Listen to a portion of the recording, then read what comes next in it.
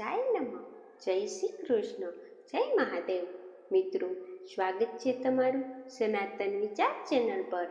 આજનો આધ્યાત્મિક વિષય છે પુત્રદા એકાદશી ક્યારે છે, વ્રત કથા અને મહાત્મય, અને ખાસ કરીને શ્રાવણ માસની પવિત્ર એકાદશી જેનું નામ છે પુત્રદાયિની એકાદશી.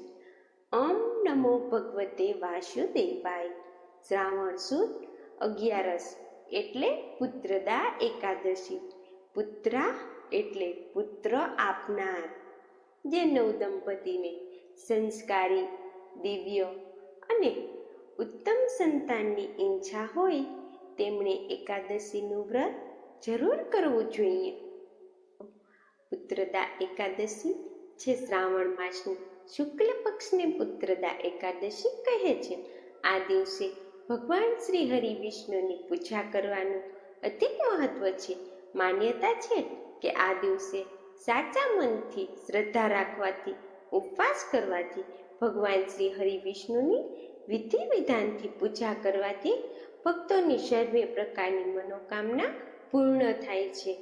આ વ્રતના લીધે વિશેષ કરીને સંતાન પ્રાપ્તિની કામના કરનાર અથવા તો સંતાન માટે સુખ સમૃદ્ધિની પ્રાર્થના હોય કે સંતાનને કોઈ પણ પ્રકારનું કષ્ટ હોય, એ કષ્ટના નિવારણ માટે આ વ્રત ધારણ કરી શકો છો. શાસ્ત્ર અનુસાર આ વ્રતને ધારણ કરવાથી સંતાનની પ્રાપ્તિ થાય છે, સંતાનને સુખ સમૃદ્ધિની પ્રાપ્તિ થાય છે અને સમસ્ત પ્રકારના દુઃખોનું નિવારણ થાય છે. આ પુત્રદા એકાદશીનું વ્રત આ દિવસે ભગવાન શ્રી હરિ વિષ્ણુની સાથે સાથે ભગવાન શિવની પણ પૂજા આરાધના કરવામાં આવે છે. કેમ કે શ્રાવણ મહિનો એ આ મહિનામાં ભગવાન શિવ અને ભગવાન વિષ્ણુની સંયુક્ત પૂજા કરવાથી કોઈ પણ પ્રકારની મનોકામના પૂર્ણ થાય છે. અને વ્રતનો પ્રભાવ કેટલાય ગણો વધી જાય છે. પુત્રદા એકાદશી વર્ષમાં 2 વખત આવે છે, એક પોષ માસમાં અને બીજી શ્રાવણ માસમાં. શ્રાવણ માસની એકાદશીને પવિત્રમાં એકાદશી પણ કહેવામાં આવે છે. જાણીશું એકાદશી વ્રતની તિથિ.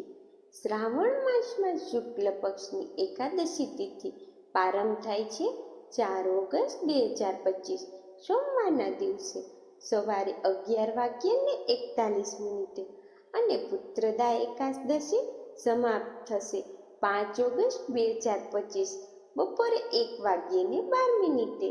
સૂર્યોદય કાલ તિથિ અનુસાર શ્રાવણ માસની પુત્રદા એકાદશીનું વ્રત રાખવામાં આવશે 5 ઓગસ્ટ 2025 મંગળવારના દિવસે.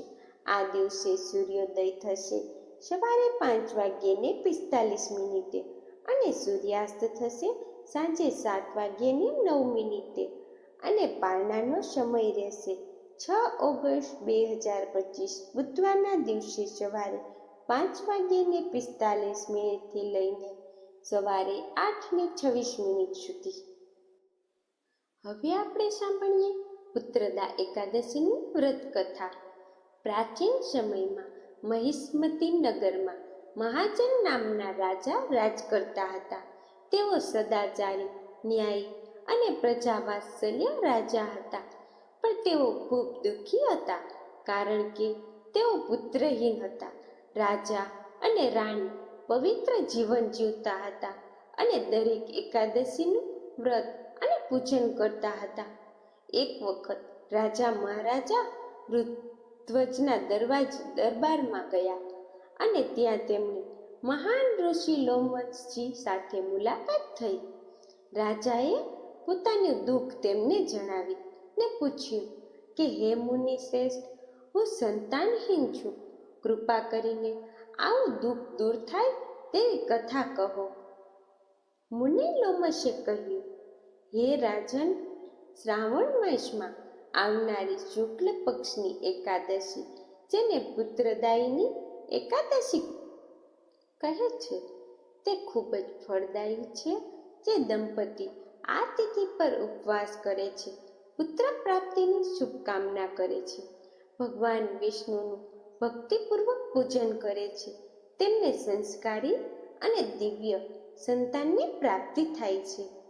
મુનિ શ્રેષ્ઠે આગ્રહપૂર્વક જણાવ્યું કે એ દિવસે જગતના પાલક ભગવાન વિષ્ણુની આરાધના કરવી, ભગવાન વિષ્ણુના નામનો જાપ કરવો અને એકાદશી વ્રત રાખવું એ બધું પુણ્યમય છે. રાજાએ આ કથા સાંભળી અને શ્રદ્ધાપૂર્વક એકાદશીનું વ્રત કર્યું અને થોડા સમયમાં તેમને સંતાન પ્રાપ્ત થયું, જે ચતુર, ધર્મનિષ્ઠ અને ઋષિમુનિઓની સેવામાં રહેતું બાળક બન્યું. પુત્રદાય એકાદશી વ્રત પાપોનો નાશ કરે છે. જે દંપતી સંતાન ઈચ્છે છે તેમને પુત્ર પ્રાપ્તિ થાય છે.